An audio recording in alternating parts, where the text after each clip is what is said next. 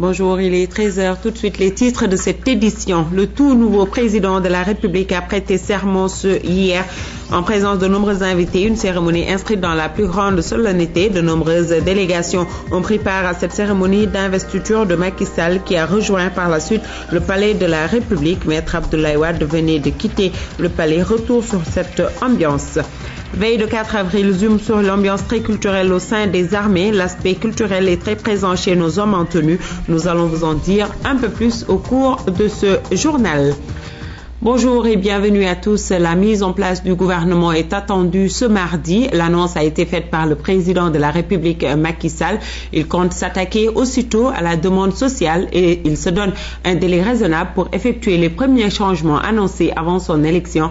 Le président Macky Sall s'est ensuite prononcé à l'issue de son audience au palais de la République. C'était sa première audience. Il recevait son homologue capverdien, Jorge Carlos Fonseca. Nous écoutons le président de la République qui est au micro de Pape Biram Biguendiaï. Je le remercie pour cette visite qui nous réconforte. Le Cap-Vert lui-même est un modèle de démocratie achevé qui mérite aussi le respect et l'admiration.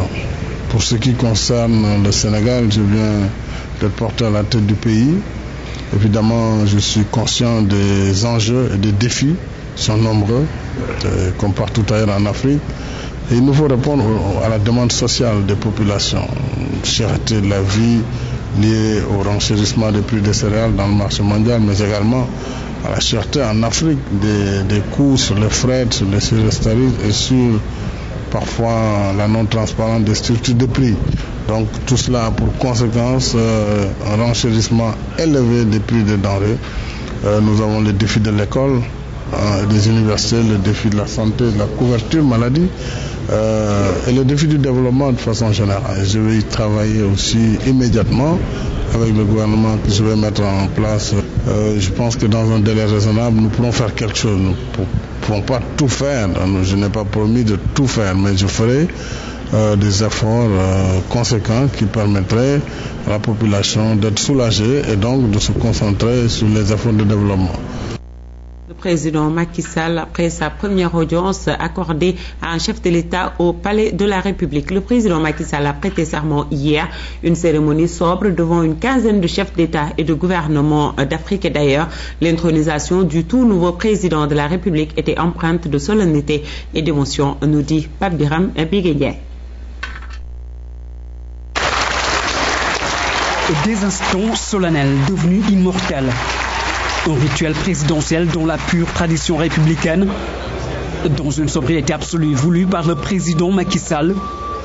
De chaleureuses poignées de main à ses pairs d'Afrique, il rejoint son fauteuil présidentiel dans un cadre institutionnel avec au premier plan les 5 sages du Conseil constitutionnel chargés d'introniser le tout nouveau président de la République du Sénégal.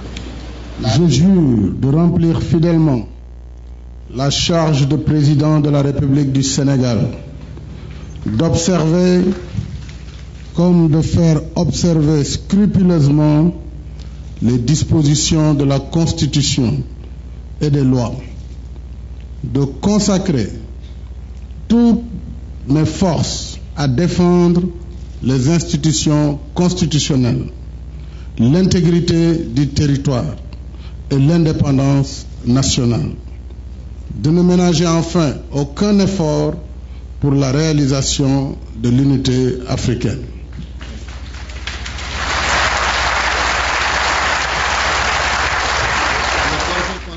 Devant Dieu et les hommes, Macky Sall a prêté serment.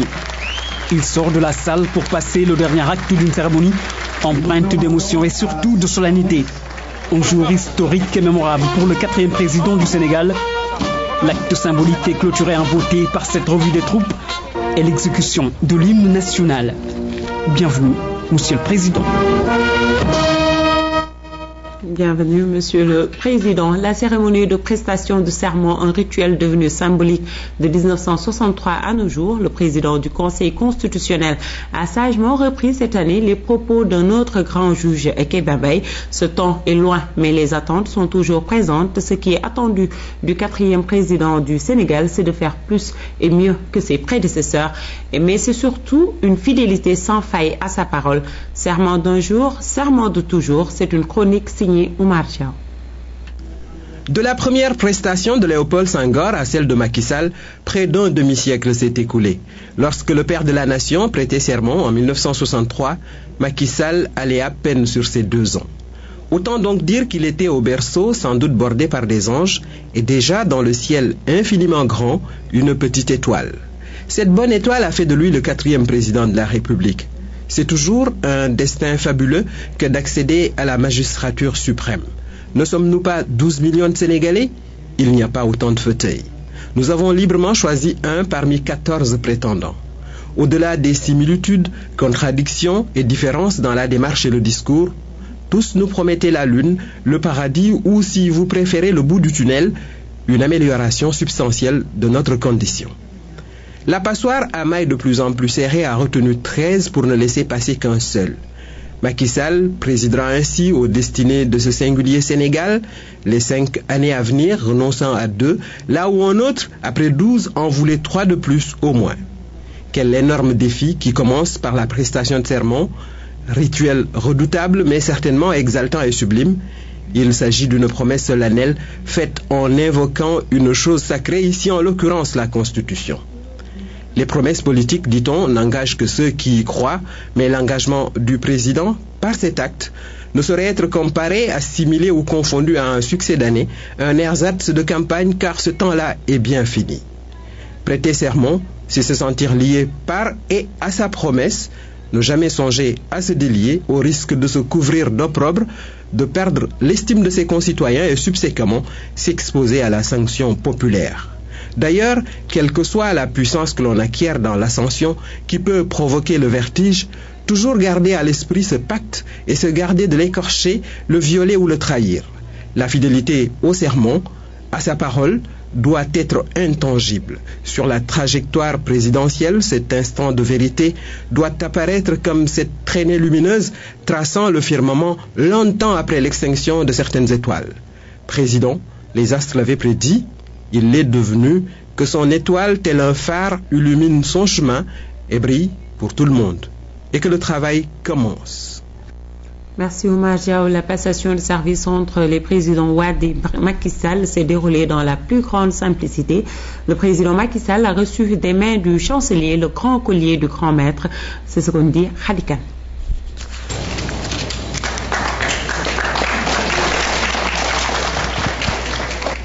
Le nouveau président de la République a pris fonction aujourd'hui. Le président sortant, Maître Abdoulaye Wade, a eu un long tête-à-tête avec son successeur, un moment marqué d'émotion. En entrant au palais, Macky Sall a été escorté par l'escadron monté de la gendarmerie.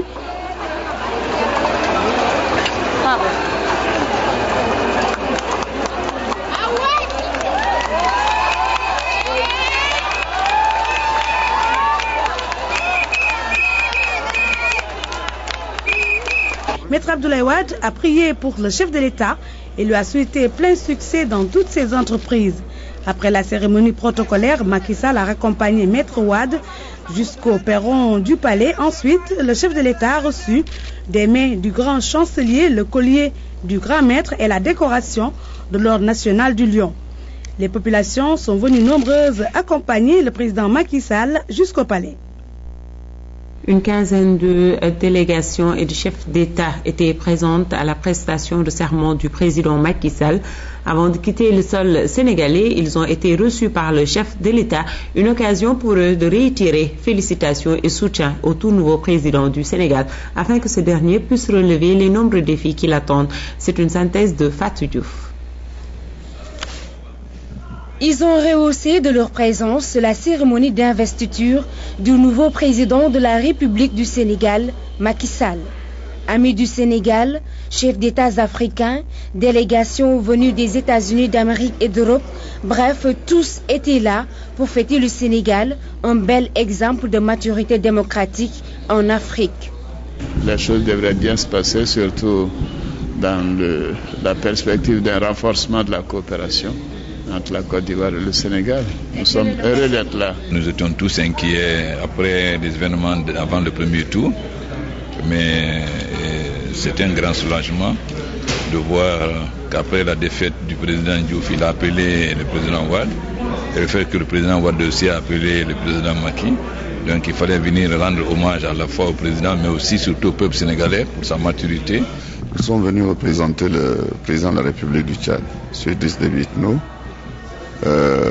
pour assister donc à l'investiture de son homologue qui est élu. Et nous avons vraiment participé ici à une grande fête de la démocratie. Une grande fête qui se fait dans la simplicité.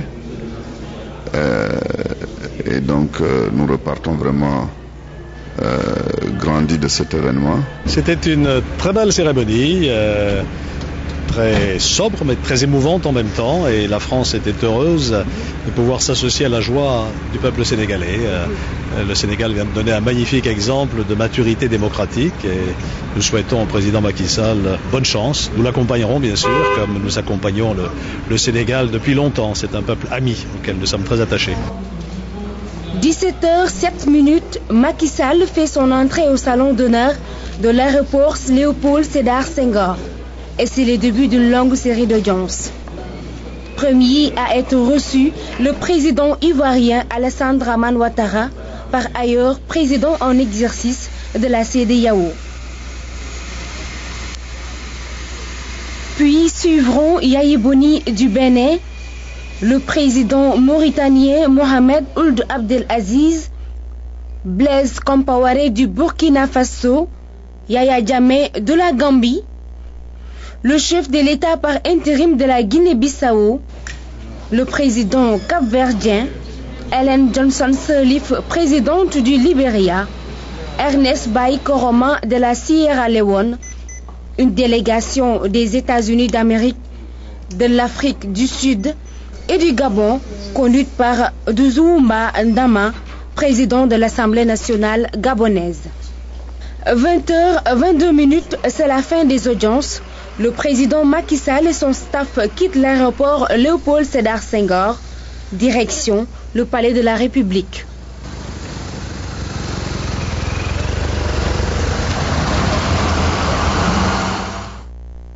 Merci Fatou Diouf. En marge de cette cérémonie de prestation de serment du tout nouveau président du Sénégal, la CEDEAO a tenu une réunion extraordinaire. 2 sujets étaient inscrits au menu du jour, la crise malienne et la situation post-électorale incertaine en Guinée-Bissau. C'est un compte rendu signé Éric Nimati.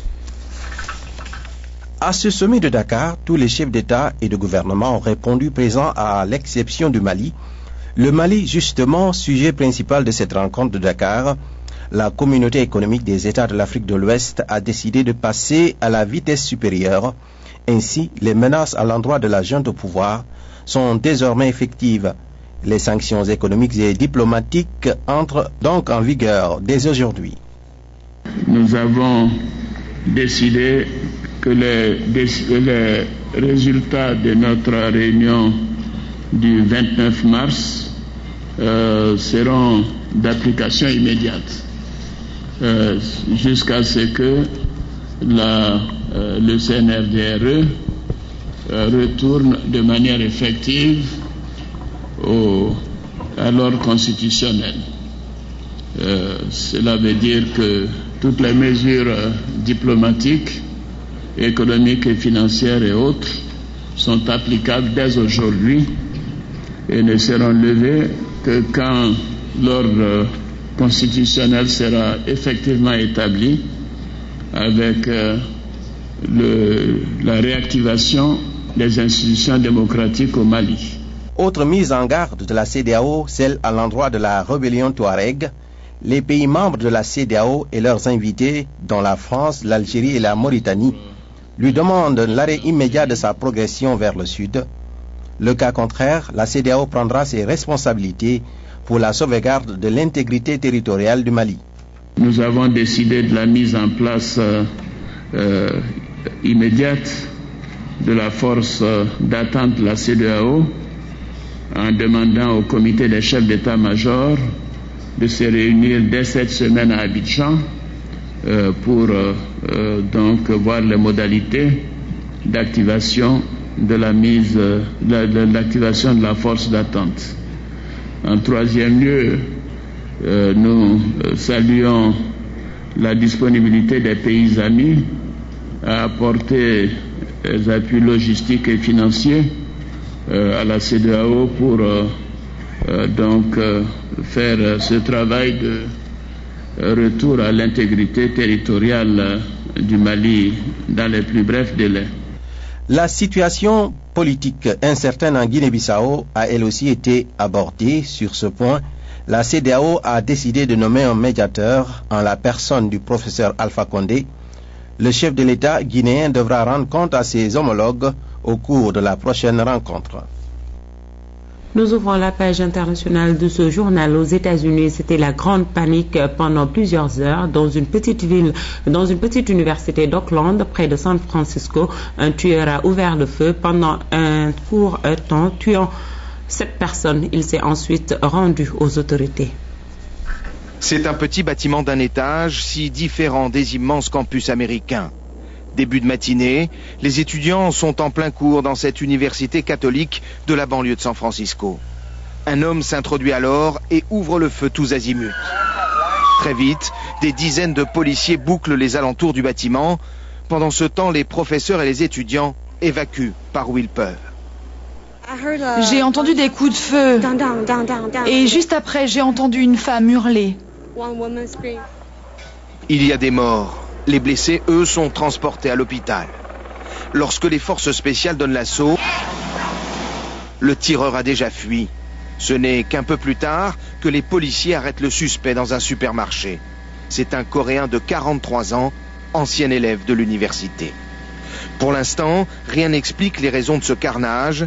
Seul indice, la plupart des victimes sont d'origine coréenne. La crise en Europe étend ses tentacules, une journée cruciale ce mardi parce que le gouvernement espagnol va présenter son budget pour 2012 avec un plan d'économie drastique. L'enveloppe allouée à l'aide à l'emploi perd ainsi 1,5 milliard d'euros alors que le chômage bat des records avec 4 750 000 chômeurs en Espagne. À Madrid, dans cette agence pour l'emploi, le nombre de chômeurs a doublé en 2 ans. Rien qu'ici, ils sont plus de 22 000 à chercher un travail. C'est le cas de Maria Belén, tout juste 26 ans. Elle n'a jamais travaillé plus de 6 mois consécutifs. C'est impossible. J'ai fait un tas de formations proposées ici, mais il n'y a aucun moyen pour trouver un emploi. Avec un taux qui frôle les 24%, l'Espagne est devenue le champion d'Europe du chômage. Alors dans cette agence, le conseil que l'on donne aux chômeurs est tout simplement de se débrouiller seul. On oriente le travailleur pour qu'il crée son propre emploi. Le seul moteur qui fonctionne en ce moment, c'est de créer sa petite entreprise. Et avec un peu de chance, ce sont celles qui embaucheront d'autres chômeurs. C'est une des dernières fois que Diana se rend au travail.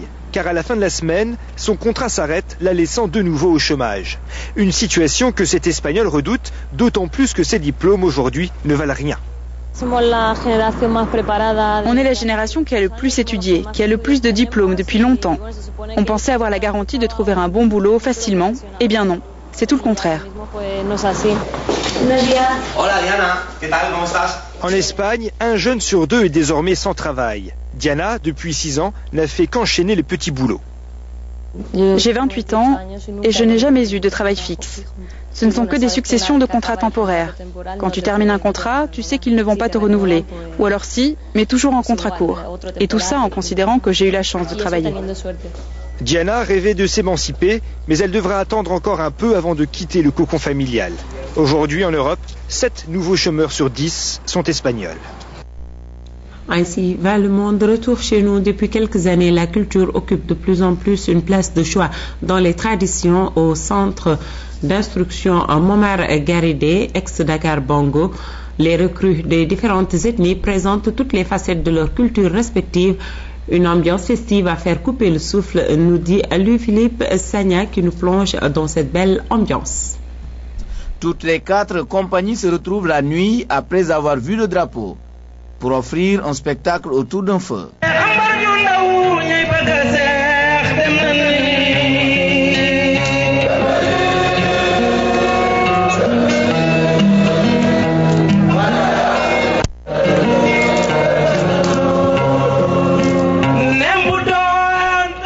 L'ambiance est carnavalesque, les différentes ethnies présentent différentes chorégraphies.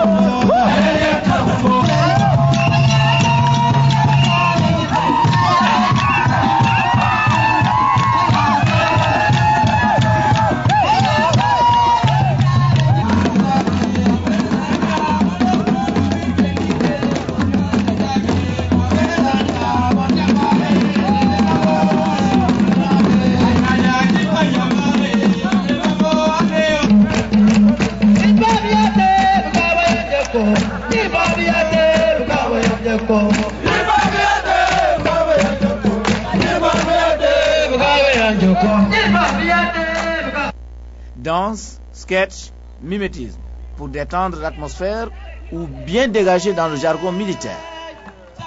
La nuit culturelle est l'un des moments rares où les recrues ont le loisir de tutoyer leur formateur. On enchaîne. À présent, je présenter armes à tout groupe.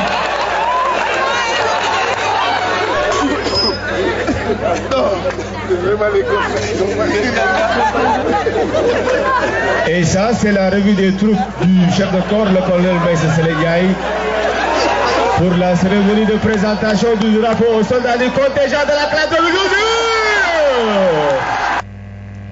Voilà ce que doit être une troupe, c'est-à-dire vivre en collectivité. Si nous le faisons, nous gagnons toute guerre, nous réussissons toute activité. Le respect des différences, c'est le but recherché. Djola, Serer, Peul, Mandeng, Mankagne, Wolof, Débou, Balant, toutes ces ethnies ont démontré une fois de plus que le Sénégal est un havre de paix. Nos hommes en tenue qui se lâchent devant la caméra de Pape Belem et de Louis-Philippe Sagna. Grande nuit de la solidarité à l'endroit de l'artiste Seydina Issa Wade. Un hommage rendu par les frères Guissé qui ont initié une grande soirée pour collecter des fonds destinés aux soins de l'artiste aujourd'hui souffrant. Seydina Issa Wade, malgré sa maladie, a tenu à assister à cette soirée en présence de Thierno Ahmedoussi.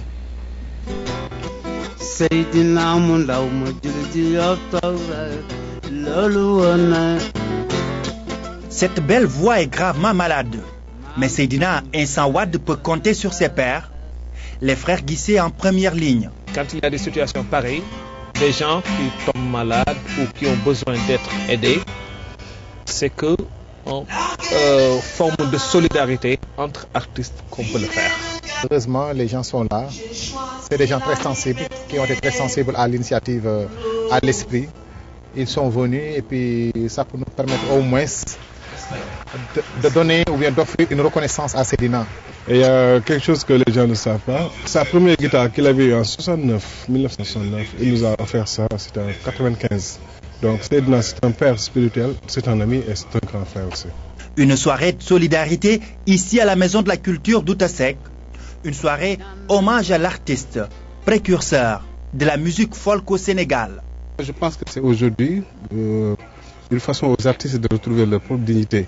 Parce qu'entre nous, on peut s'entraider. On n'a même pas besoin des autres.